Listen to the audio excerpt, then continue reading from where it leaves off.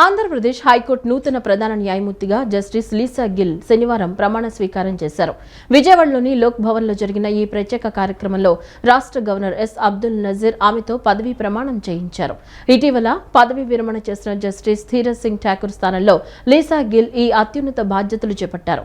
ఈ ప్రతిష్టాత్మక ప్రమాణ స్వీకారోత్సవానికి ఇతర హైకోర్టు న్యాయమూర్తులు, సీనియర్ న్యాయవాదులు, ప్రభుత్వ ఉన్నతాధికారులు హాజరయ్యారు. ఏపీ హైకోర్టు ప్రధాన న్యాయమూర్తిగా జస్టిస్ లీసా గిల్ ప్రమాణ స్వీకారం చేశారు. విజయవాడ లోక్ భవన్లో గవర్నర్ జస్టిస్ అబ్దుల్ నజీర్ ఆమెతో ప్రమాణం చేయించారు. జస్టిస్ లీసా గిల్ స్వస్థలం చండీగఢ్. అక్కడ కార్మెల్ కాన్వెంట్ స్కూల్లో పాఠశాల విద్య, ప్రభుత్వ మహిళా కాలేజీలో హ్యూమనిటీస్లో డిగ్రీ చేశారు. పంజాబ్ యూనివర్సిటీలో ఎల్ఎల్బి, ఎల్ఎల్ఎం పూర్తి చేశారు. 1990లో న్యాయవాదిగా పేరు నమోదు చేసుకుని పంజాబ్, హర్యానా హైకోర్టులో ప్రాక్టీస్ ప్రారంభించారు. సివిల్, క్రిమినల్, రెవెన్యూ, రాజ్యాంగపరమైన కేసుల ద్వారా అన్ని రంగాల్లో అనుభవం గడించారు. సుదీర్ఘకాలం చండీగఢ్కి పలు ప్రభుత్వ రంగ బోర్డులకు, కార్పొరేషన్లకు ప్రాతినిధ్యం వహించారు. 2014 మార్చి 31న పంజాబ్, హర్యానా హైకోర్టు న్యాయమూర్తిగా నియమితులయ్యారు. ప్రమాణ స్వీకార కార్యక్రమంలో ఇతర హైకోర్టు న్యాయమూర్తులు, సీనియర్ న్యాయవాదులు, ప్రభుత్వ ఉన్నతాధికారులు పాల్గొన్నారు. Having been appointed Chief Justice of the High Court of Andhra Pradesh, Chief Justice of the High Court of Andhra Pradesh, do swear in the name of God do swear in the name of God that I will bear true faith and allegiance to the Constitution of India as by law established, that I will uphold the sovereignty and integrity of India, that I will duly and faithfully and to the best of my ability, knowledge and judgment perform the duties of my office without fear or favor, affection or ill will, and that I will uphold the Constitution and the laws.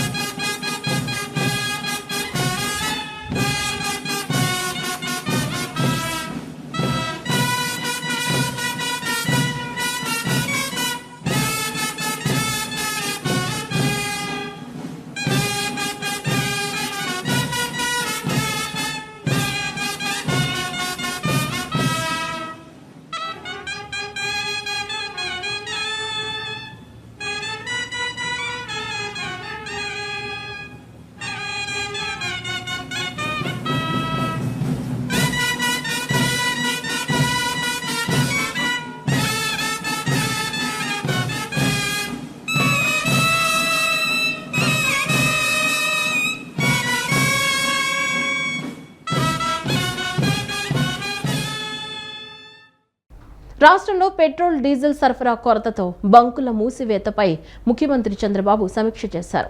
ప్రభుత్వ శాఖలు తీసుకున్న చర్యలు, సమస్య పరిష్కారంపై సాయంత్రంలోగా తనకు నివేదిక ఇవ్వాలని CM అధికారులను ఆదేశించారు. ముంబై నుంచి ఉదయం అమరావతికి బయలుదేరే ముందు రాష్ట్ర ప్రభుత్వ ప్రధాన కార్యదర్శి సాయి ప్రసాద్తో పాటు ఉన్నతాధికారులతో రాష్ట్రంలో పెట్రోల్, డీజిల్ సరఫరా కొరతతో బంకుల మూసివేతపై సీఎం చంద్రబాబు టెలికాన్ఫరెన్స్ ద్వారా సమీక్షించారు. జిల్లాల వారీగా ప్రస్తుత పరిస్థితిని అధికారులు సీఎంకు వివరించారు. రాష్ట్రంలో మొత్తం 4,510 అవుట్లెట్స్ ఉండగా పెట్రోల్, డీజిల్ కొరత కారణంగా దాదాపు 421 బంకులు మూతపడ్డాయని తెలిపారు.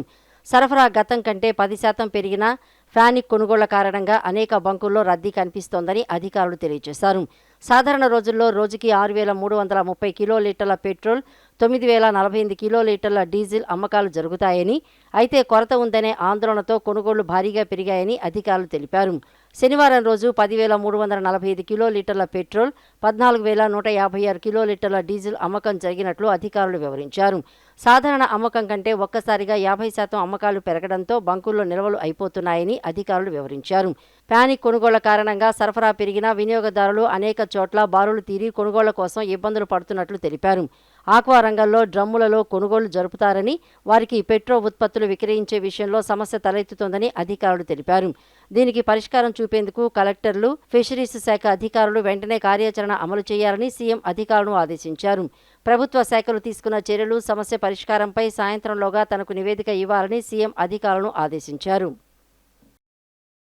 ఏపీ సీఎం చంద్రబాబు నాయుడుకు business reformer of the year 2025 ప్రతిష్టాత్మక అవార్డు రావడంపై ఉప ముఖ్యమంత్రి పవన్ కళ్యాణ్ ఎక్స్ వేదికగా అభినందనలు తెలిపారు. సీఎం చంద్రబాబును కొనియాడుతూ పవన్ కళ్యాణ్ భావోద్వేగపూరితమైన పోస్ట్ చేశారు. ప్రముఖ ఆర్థిక దినపత్రిక ది ఎకనామిక్ టైమ్స్ వారు సీఎంకు ఈ పురస్కారం అందజేయడంపై పవన్ కళ్యాణ్ హృదయపూర్వక శుభాకాంక్షలు తెలిపారు. ఏపీ సీఎం చంద్రబాబు నాయుడుకు business reformer of the year 2025 ప్రతిష్టాత్మక అవార్డు రావడంపై ఉప ముఖ్యమంత్రి పవన్ కళ్యాణ్ ఎక్స్ వేదికగా అభినందనలు తెలిపారు. సీఎం చంద్రబాబును కొనియాడుతూ పవన్ కళ్యాణ్ భావోద్వేగపూరితమైన పోస్ట్ చేశారు. వ్యాపార నిర్వహణను సులభతరం చేయటంలో, పాలనలో వేగాన్ని పెంచడంలో చంద్రబాబుకు ఉన్న దూరదృష్టిని ఈ అవార్డు ప్రతిబింబిస్తోందని పవన్ కళ్యాణ్ కొనియాడారు. ఆంధ్రప్రదేశ్ను పెట్టుబడులకు ఒక అగ్రగామి గమ్యస్థానంగా తీర్చిదిద్దటంలో సీఎం కృషి అనిర్వచనీయమని పేర్కొన్నారు. రాబోయే రోజుల్లో ఏపీ మరింత గొప్ప వైభవం దిశగా పయనిస్తుందని, అభివృద్ధి రంగంలో ఆయన నాయకత్వం సరికొత్త ప్రమాణాలను నెలకొల్పుతుందని ఆశాభావం వ్యక్తం చేశారు. మహిళా బిల్లుపై చర్చించేందుకు ప్రత్యేకంగా అసెంబ్లీ సమావేశాలను ఏర్పాటు చేసి విపక్షాలను ఎండగడతామని ముఖ్యమంత్రి చంద్రబాబు చెప్పడం సరికాదని సిపిఐ జాతీయ కార్యదర్శి కె రామకృష్ణ శనివారం ఒక ప్రకటనలో పేర్కొన్నారు. చిత్తశుద్ధి ఉంటే అన్ని రాజకీయ పార్టీలను ఆహ్వానించి బహిరంగ చర్చకు సిద్ధం కావాలని డిమాండ్ చేశారు. మహిళా రిజర్వేషన్ బిల్లు 2023లోనే పార్లమెంట్ ఆమోదం పొందింది. ఆ బిల్లును పెండింగ్లో పెట్టిన ప్రధాని మోదీ ఇప్పుడు డీలిమిటేషన్తో ముడిపెట్టి డ్రామాలు ఆడుతున్నారు. కేంద్ర హోంమంత్రి అమిత్ షా ప్రతిపక్షాలను రెచ్చగొట్టేలా వ్యాఖ్యలు చేశారు. డీలిమిటేషన్ వల్ల దక్షిణాది రాష్ట్రాలకు తీవ్ర నష్టం జరుగుతుందని అందరూ చెబుతున్నా సీఎం చంద్రబాబుకు మాత్రం మోదీ, అమిత్ షాలు ఏం చెబితే అదే వేదవాక్కుగా కనిపించడం విచారకరమని అన్నారు. కృషి పట్టుదలతోనే లక్ష్యాలను చేరుకోగలమని కలెక్టర్ జి లక్ష్మీషా, వైద్య ఆరోగ్య శాఖ కమిషనర్ జి వీరపాండియన్ పేర్కొన్నారు. నగరానికి చెందిన Harshitha union public service commission పరీక్షల్లో 520వ ర్యాంకు సాధించడం అభినందనీయమన్నారు.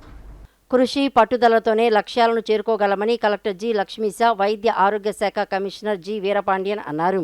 స్థానిక ఎస్ఆర్ఆర్ అండ్ సివిఆర్ ప్రభుత్వ డిగ్రీ కళాశాల ప్రాంగణంలో శనివారం పూలే అంబేద్కర్ విజ్ఞాన కేంద్రం చారిటబుల్ ట్రస్ట్ ఆధ్వర్యంలో సివిల్స్లో 520వ ర్యాంకు సాధించిన మేదర హర్షిత అభినందన కార్యక్రమం నిర్వహించారు. దీనికి వారు హాజరై మాట్లాడారు. నగరానికి చెందిన Harshitha union public service commission పరీక్షల్లో 520వ ర్యాంకు సాధించడం అభినందనీయమని పేర్కొన్నారు. మంచి సర్వీస్కు ఎంపికై దేశానికి సేవ చేయాలని సూచించారు. డీసీపీ కేజీవీ సరిత మాట్లాడుతూ తమ శాఖకు చెందిన ట్రాఫిక్ సర్కిల్ ఇన్స్పెక్టర్ సుధాకర్ కుమార్తె సివిల్స్కు ఎంపిక కావడం ఎంతో ఆనందంగా ఉందని అన్నారు. న్యాయబద్ధంగా సేవలు అందించాలని సూచించారు. ర్యాంకర్ హర్షిత మాట్లాడుతూ ఐఏఎస్ అధికారి ఎస్ఆర్ శంకరన్ అడుగుజాడల్లో పయనిస్తానని చెప్పారు. రాజీ లేని ప్రజాసేవ చేస్తానని వాగ్దానం చేశారు. Prajasakti assistant editor V Rambol, GRK Polavarapu సాంస్కృతిక ఫౌండేషన్ అధ్యక్షుడు Gola Narayanarao, doctor BR Ambedkar open university OSD Velaga Joshi, జిల్లా యువజన సంక్షేమ శాఖ సీఈఓ కె రమేష్ మాట్లాడారు. అనంతరం లక్ష్మీశా, వీరపాండియన్లు హర్షితకు అరుదైన పుస్తకాలను బహుకరించి ప్రోత్సహించారు. హర్షితతో పాటు ఆమె తల్లిదండ్రులను ఘనంగా సత్కరించారు. ఈ కార్యక్రమంలో చైల్డ్ లైన్ కోఆర్డినేటర్ ఏ రమేష్, అధ్యాపకులు తదితరులు పాల్గొన్నారు. కొంతమంది ఓకే చాలా కష్టపడి ఇప్పుడు నాకు చెప్పారు 4th అటెంప్ట్ అని, నేను 5th అటెంప్ట్లో పాస్ చేశాను. సో యూపీఎస్సీ ఎగ్జామినేషన్లో వాళ్ళు టెస్ట్ చేసేది నాలెడ్జ్ కాదు, మెయిన్గా నాలెడ్జ్ కాదు. యూపీఎస్సీ ఎగ్జామినేషన్ ప్రాసెస్ వచ్చేసి మీ యొక్క పట్టుదలని పరిశోధిస్తుంది.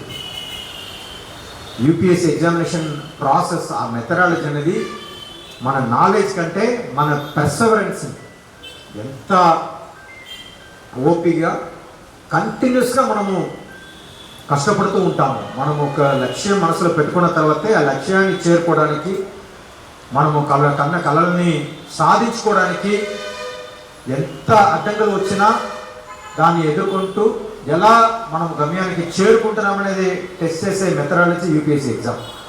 సో మీరు జియోగ్రఫీలో చాలా బాగా చదివారు, మీరు ఇండియన్ పాలిటీ బాగా చదివారు, హిస్టరీలో చాలా మంచి నాలెడ్జ్ ఉంది, ఇంటర్వ్యూలో చాలా బాగా మాట్లాడారు, మెయిన్స్లో బాగా రాశారు అనే దాన్ని బట్టి మాత్రం కాదు.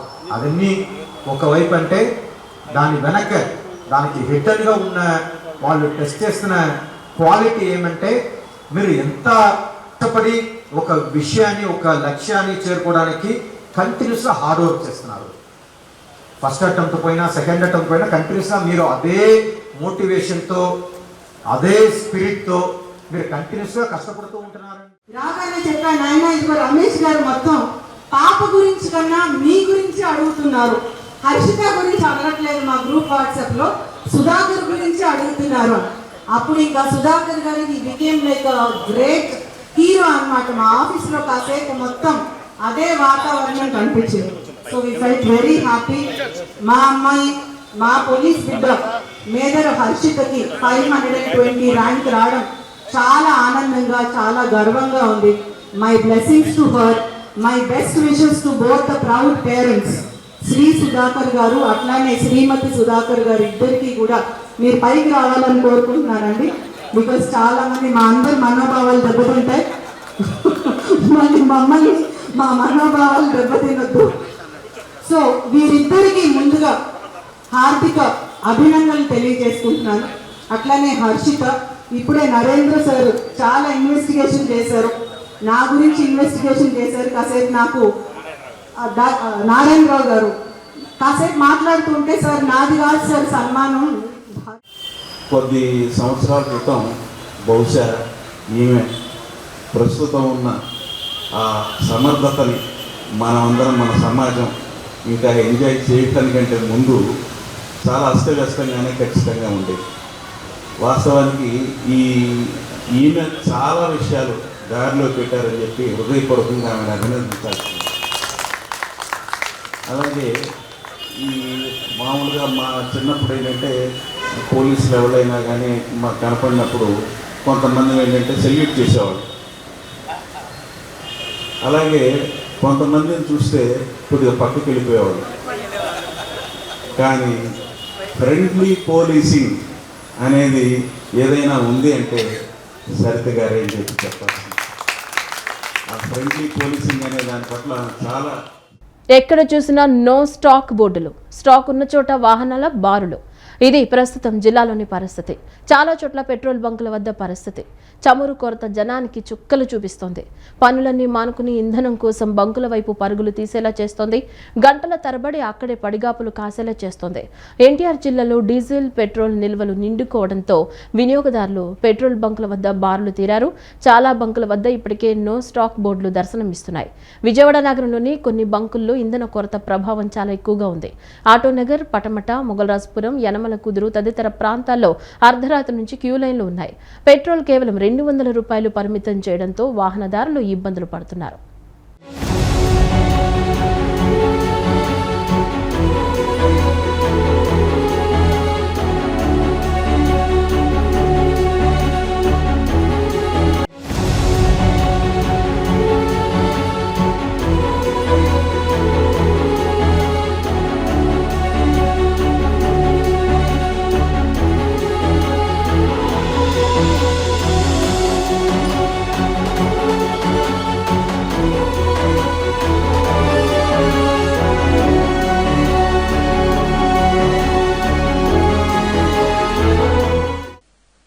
జిల్లాలోని పలుచోట్ల పెట్రోల్, డీజిల్ కొరత అధికమైంది. శుక్రవారం రాత్రి మొదలైన ఈ సమస్య శనివారం, నేడు మరింత తీవ్రమైంది. చాలా మంది అవసరానికి మించి ఎక్కువ కొనుగోలు చేయడంతో నిల్వలు తగ్గిపోతున్నాయి.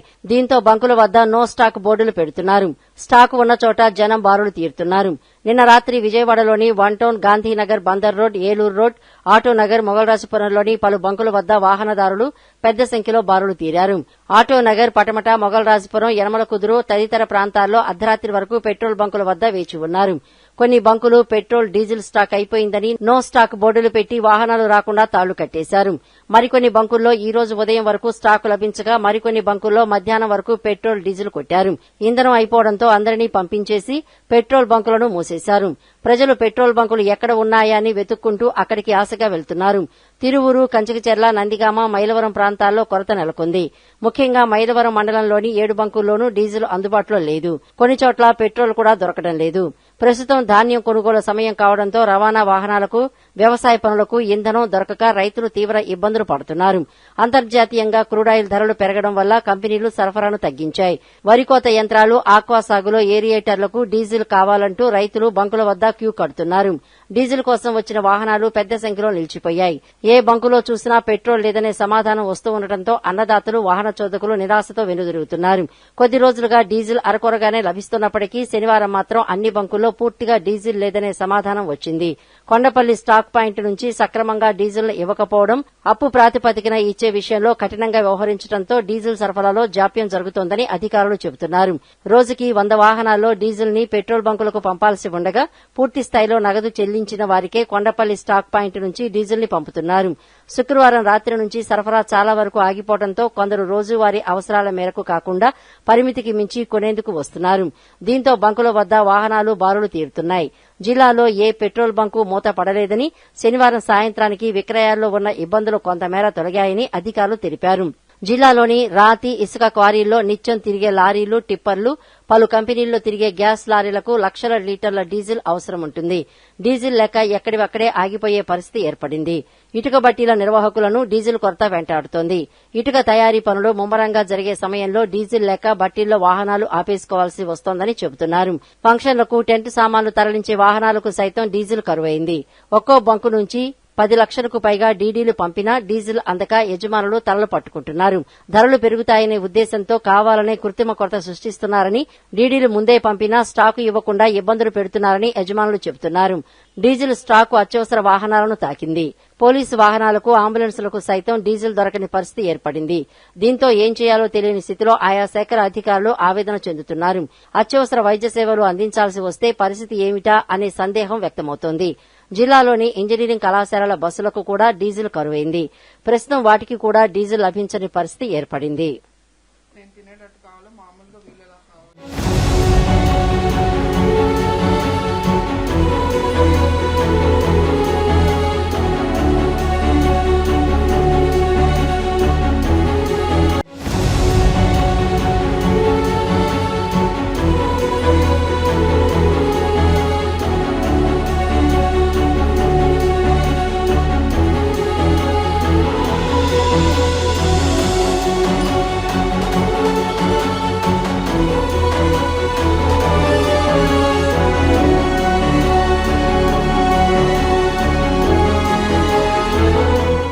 ఆరోగ్యం పట్ల ప్రతి ఒక్కరూ శ్రద్ధ కలిగి ఉండాలని ఏపీ మహిళా కమిషన్ చైర్పర్సన్ రాయిపాటి శైలజ అన్నారు. కీళ్లవాతం పట్ల ప్రజలకు అవగాహన కల్పించేందుకు Indian rheumatology association round table India ladies circle ఆధ్వర్యంలో భారీ వాక్థాన్ కార్యక్రమాన్ని నిర్వహించడం అభినందనీయమన్నారు. నగరంలో అత్యాధునిక వైద్య సేవలు అందుబాటులో ఉన్నాయని, అవగాహనతో ఇటువంటి వ్యాధులను జయించవచ్చని ఆమె స్పష్టం చేశారు. నగరంలోని బీఆర్టీఎస్ రోడ్డు నుండి సత్యనారాయణపురం ఫుడ్ జంక్షన్ వరకు ఇండియన్ రుమటాలజీ అసోసియేషన్ ఆధ్వర్యంలో కీళ్లవాతం పట్ల ప్రజలకు అవగాహన కల్పించేందుకు భారీ వాగ్దాన్ నిర్వహించారు. ఈ కార్యక్రమంలో మహిళా commission chairperson doctor Rayapati Sailaja, Anvitha hospital వైద్యురాలు డాక్టర్ కావ్య, ఇతర రుమటాలజీ నిపుణులతో కలిసి పాల్గొన్నారు. ఈ సందర్భంగా వారు మాట్లాడుతూ కీళ్ల నొప్పులను నిర్లక్ష్యం చేయకుండా ముందస్తుగా గుర్తించడం వల్ల శాశ్వత వైకల్యాన్ని అరికట్టవచ్చని సూచించారు. ముఖ్యంగా మహిళలు ఈ సమస్య బారిన పడే అవకాశం ఎక్కువగా ఉందని, కేవలం పెయిన్ కిల్లర్లతో కాలక్షేపం చేయకుండా సరైన రుమటాలజిస్టు పర్యవేక్షణలో చికిత్స తీసుకోవాలని వారు కోరారు. విజయవాడ వంటి నగరాల్లో ఇప్పుడు అత్యాధునిక వైద్య సేవలు అందుబాటులో ఉన్నాయని, అవగాహనతోనే ఈ వ్యాధిని జయించవచ్చని స్పష్టం చేశారు. చాలామంది జాయింట్ పెయిన్స్ వస్తే అవి రెగ్యులర్ జాయింట్ పెయిన్స్ అనుకొని సైలెంట్గా ఏదో సెల్ఫ్ మెడికేట్ చేసుకుంటూ దాని అలా కాలం వెళ్ళిపుచ్చుతుంటారు. కానీ రుమటాయిడ్ ఆర్థరైటిస్ వచ్చి ఇట్స్ టోటలీ డిఫరెంట్ డిజీజ్. దీనికి అంత క్యూర్ లేదు కానీ బట్ ఎఫెక్టివ్గా మేనేజ్ చేయగలం. అది కూడా ఎర్లీగా మనం రికగ్నైజ్ చేసి ట్రీట్ చేస్తే సో చాలా వరకు దీన్ని మేనేజ్ చేయగలం. Especially women are mostly affected. And ఇది చాలామంది ఓల్డ్ ఏజ్లోనే వస్తుంది అనుకుంటారు కానీ ఏ ఏజ్ వాళ్ళు ఎఫెక్ట్ అయినా అవ్వచ్చు. సో మనం ఎలా రికగ్నైజ్ చేయాలి సిమ్టమ్స్, ఎలాంటి సిమ్టమ్స్ ఉంటే నాట్ జస్ట్ పెయిన్ కిల్లర్ కాకుండా రుమటాలజిస్ట్ని కన్సల్ట్ చేయటం. దాని ద్వారా ఎందుకంటే మల్టిపుల్ ట్రీట్మెంట్స్ ఉంటాయి, అంటే థెరపీస్ ఉంటాయి మేనేజ్ చేయడానికి, మెడికేషన్ అలాగే ఫిజియో ఇవన్నీ కూడా లైఫ్ స్టైల్ చేంజెస్ కాబట్టి సో ఆ అవేర్నెస్ అవేర్నెస్ క్రియేట్ చేయడానికి ఈరోజు వాకథాన్ అనేది రుమటాలజీ అసోసియేషన్ ఆర్గనైజ్ చేసింది. సో దాంట్లో నేను భాగస్వామిలో బికాజ్ విమెన్ ఎక్కువగా ఎఫెక్ట్ అవుతుంటారు కాబట్టి ఒక అవేర్నెస్ క్రియేట్ చేయడానికి. ఒకప్పుడు రుమటాలజిస్ట్ మనకి చాలా రేర్గా ఉండేవాళ్ళు. ఐ థింక్ ఆంధ్రాలో యూజువలీ సిటీస్ మెట్రోస్కి వెళ్ళి ఒకళ్ళు ఇద్దరు ఉండేవాళ్ళు. కానీ ఈరోజు మనకి అందుబాటులో ఎంతోమంది ఉన్నారు కాబట్టి ప్రజలు మనకి ఏ ఇబ్బంది వచ్చినా కూడా అది joint pain, simple joint pain అనుకోకుండా కన్సల్ట్ చేసి ఎర్లీగా ట్రీట్మెంట్ తీసుకోవాలి. ఈరోజు మనం దేశవ్యాప్తంగా ఈ వాకథాన్ అనేది నిర్వహిస్తున్నాము. మెయిన్ పర్పస్ ఏంటంటే జనరల్గా చాలామందికి రుమటాలజిస్ట్ డాక్టర్ అంటే ఎవరు అని కూడా బేసికలీ కొంతమందికి ఐడియా ఉండదు. ఇప్పటికీ మేము మా కన్సల్టేషన్ రూమ్స్లో చాలామంది పేషెంట్స్ మాతో ఒక్కటే మాట చెప్తారు, ఈ జబ్బుకి మాకు ఎక్కడికి వెళ్ళి చూపించుకోవాలో తెలియక ఇన్నాళ్ళు తిరుగుతున్నాం మేడం అని చాలామంది ఇప్పటికీ మాకు చెప్తూ ఉంటారు. చాలామందికి ఇప్పటిదాకా ఏంటంటే గుండె సమస్యలు వస్తే కార్డియాలజిస్ట్ దగ్గరికి వెళ్ళాలని, నరాల సమస్య వస్తే న్యూరాలజిస్ట్ దగ్గరికి వెళ్ళాలని, పొట్టకు సంబంధించిన బాధలు వస్తే గ్యాస్ట్రోంటాలజిస్ట్ దగ్గరికి వెళ్ళాలని మాత్రమే తెలుసు. సో ఈ రుమటాలజీ అనేది కూడా ఒక భాగం ఉంది అని వీళ్ళు మెయిన్గా కీళ్ళవాతం నొప్పులు అంటే రుమటాయిడ్ ఆర్థరైటిస్ ప్లస్ వేరే రకం కీళ్ళవాతం ఏదైనా ఆటో ఇమ్యూన్ సమస్యల గురించి దేన్నైనా ఈ డాక్టర్స్ అనేది స్పెషల్గా చూస్తారు అన్న విషయం జనరల్గా బేసికల్లీ ప్రజలందరికీ తెలియాలని కోరుకుంటున్నాం. విజయవాడ పోలీస్ కమిషనరేట్ నందు సురక్షా కమిటీ కన్వీనర్ వెంకట నరసయ్య ఆధ్వర్యంలో పోలీస్ కమిషనర్ రాజశేఖర బాబు పుట్టినరోజు వేడుకలు ఘనంగా నిర్వహించారు. పోలీస్ అధికారులు, సిబ్బంది వెంకట నరసయ్య సమక్షంలో పోలీస్ కమిషనర్ రాజశేఖర బాబు కేక్ కటింగ్ చేశారు. వేద పండితులచే సిపికు ఆశీర్వచనం అందించారు. సురక్షా కన్వీనర్ వెంకట నరసయ్య సిపికు పుట్టినరోజు శుభాకాంక్షలు తెలిపి పుష్పగుచ్చం అందజేసి శాలువతో ఘనంగా సత్కరించారు. వెంకట నరసయ్య మాట్లాడుతూ రాజశేఖర బాబు విజయవాడ పోలీస్ కమిషనర్ గా బాధ్యతలు చేపట్టిన తర్వాత ఆధునిక సాంకేతిక పరిజ్ఞానాన్ని వినియోగించి శాంతి భద్రతలను నియంత్రిస్తున్నారని కొనియాడారు. ఎన్టీఆర్ పోలీస్ కమిషనరేట్ జాతీయ స్థాయి గుర్తింపు రావడంతో మొదటి స్థానంలో నిలిపేందుకు ఎంతగానో కృషి చేస్తున్నారని ప్రశంసించారు.